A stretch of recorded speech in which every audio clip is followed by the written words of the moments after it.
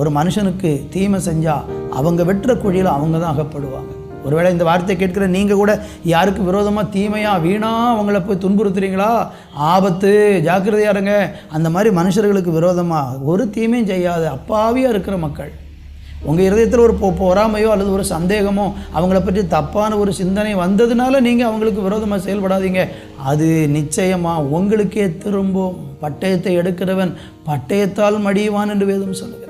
அதனால் கலங்க வேண்டாம், பயப்பட வேண்டாம்.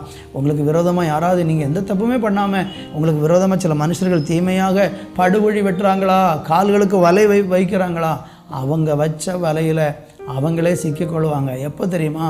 நீங்கள் ஆண்டவரை சார்ந்திருக்கும்போது. மொர்தெக்காய் தேவனை தேடுகிற மனுஷனாக இருந்தான். இந்த யூத ஜனங்கள் தேவ ஜனங்களாக இருந்தாங்க, ஆனால் அவங்கள மேற்கொள்ள முடியலை.